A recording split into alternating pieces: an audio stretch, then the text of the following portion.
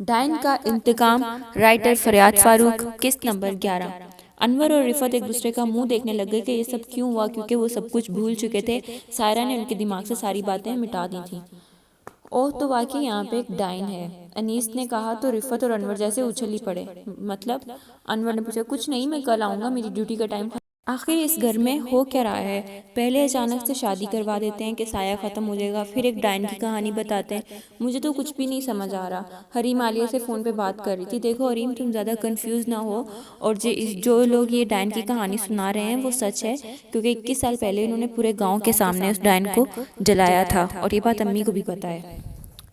اور سب ٹھیک ہو جائے گا، عالیہ نے دوسری طرف سے کہا۔ ہاں عالیہ، شاید تم ٹھیک کہہ رہی ہو، حریم نے کہا۔ تبھی تیز تیز قدموں کی آواز آئی۔ عالیہ جلدی سے اپنے کمرے سے باہر نکلی تو اس نے دیکھا کہ رفعت کے کمرے کی کھڑکی سے ایک بہت لمبی چوٹی لہرا رہی ہے، جو کہ ایک دم دھواں بن کے غائب ہو گئی۔ حریم فوراً سے رفعت کے کمرے کی طرف بھاگی، لیکن جیسے وہ وہاں پہ پہنچی تو رفعت بالکل صحیح سلامت آئینے کے سامنے کھڑی تھی۔ امی، حریم نے اندر جاتے ہی بڑبڑاتے ہوئے بولا۔ کیا ہوا حریم بیٹا، تم اتنی پریشان کیوں؟ خیریت ہے نا؟ رفعت حریم کو اس طرح دیکھ کے خود ڈر گئی۔ میں نے وہ ابھی آپ کے کمرے سے، حریم نے ساری بات بتا دی رفعت کو۔ ارے نہیں بیٹا، یہاں تو کوئی نہیں تھا، میں ابھی واش روم سے باہر آئی ہوں، تمہیں کچھ وہم ہوا ہوگا۔ ویسے بھی اس گھر میں جو کچھ ہو رہا ہے، اس سے تو یہ سب ہونا ہی ہے، تم جاؤ، جا کر آرام کرو۔ رفعت نے حریم کو سمجھایا۔ ٹھیک ہے امی، میں چلتی ہوں۔ یہ کیا بچگانہ حرکت کی ہے تم نے انیس؟ ہاں پاپا، پر ڈائن اس گھر کے اندر ہے، میں نے خود وہاں اس کے پیروں کے نشان دیکھے ہیں۔ پر انیس، ایک فیک کارڈ اور CBI آفیسر بننے کی کیا ضرورت تھی؟ کتنی عزت ہے ہماری شہر میں۔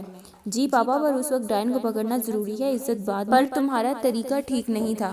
اب میں ان لوگوں سے بات کر کے ان کو سچ بتا دوں گا، حبیب نے کہا۔ پاپا، وہ ڈائن ایک انسان کی جان لے چکی ہے۔ کیا، ایک انسان کی جان؟ ہاں پاپا، مسٹر ثاقب بیگ کو رات کے وقت دل نکال کر اس کی لاش کو ٹیرس سے نیچے پھینکا گیا ہے، اور اس طرح وار ڈائن ہی کرتی ہے۔ اوہ مائی گاڈ! جی، پھر تو کچھ کرنا پڑے گا، حبیب نے کچھ سوچتے ہوئے کہا۔ ساری تیاریاں ہو گئی ہیں نا فائزہ؟ رفعت نے فائزہ سے کہا۔ ہاں بھابی، جو کچھ شاہ صاحب نے کہا تھا سب کچھ آ گیا، اور کل سے کوئی گھر سے باہر بھی نہیں گیا۔ اور عروسہ؟ جی بھابی، وہ بیچاری تو صدمے سے ابھی تک اپنے کمرے میں ہی ہے، اور اس نے کسی سے بات نہیں کی۔ ہاں تم جاؤ، اس سے بات کرو، کچھ تیاریاں کرو، شاہ صاحب بس آتے ہی ہوں گے۔ شاہ صاحب، آپ کے پاس یہ بین جیسی چیز؟ انور نے بین جو تعجب سے دیکھتے ہوئے پوچھا۔ شاہ صاحب اپنے 3 مریدوں کے ساتھ آئے تھے۔ شاہ صاحب اپنے ساتھ بڑا لکڑی کا صندوق لائے تھے جس میں وہ اپنا سامان لائے تھے۔ عروسہ کو چھوڑ کر سارے گھر والے حال میں آ چکے تھے۔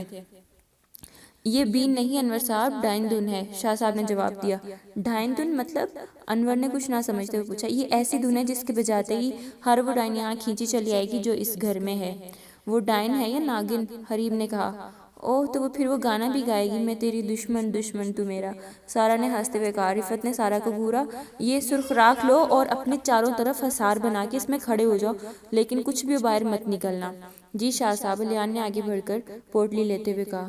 لو، سندور بھی آ گیا، سارہ نے مذاق اڑایا۔ شاہ صاحب نے آنکھیں بند کر کے ڈائن دھن اٹھائی اور بجانا شروع کر دی۔ اس میں سے ایک بہت ہی کشش جیسی آواز نکل رہی تھی۔ Wow, what a beautiful music, Sara نے کہا۔ رفعت نے اسے چپ رہنے کا اشارہ کیا۔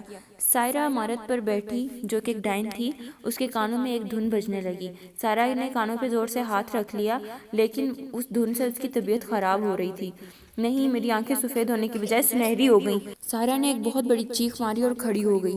بلا رہے ہیں نا مجھے وہ لوگ، آج ہی ان سب کا قصہ تمام کر دوں گی، آج سب کا حساب لوں گی میں، آج میرا شوہر، میرے بچوں کا انتقام لوں گی، ایک ہی وار میں سب کو ختم کر دوں گی، اور اسی طرح ان کی موت بن کر۔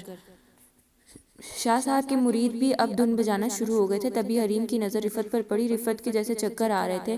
کیا ہوا امی؟ الیان نے بولا۔ کچھ نہیں، میری ذرا طبیعت ٹھیک نہیں ہے، رات دیر تک جاگتی رہی ہوں، پانی پی کے آتی ہوں۔ چلیے امی، میں آپ کے ساتھ چلی ہوں۔ نہیں بیٹا، تم یہیں پر رکو، اس حصار سے باہر مت نکلنا۔ رفعت مسکرا کر کچن کی طرف چلی گئی۔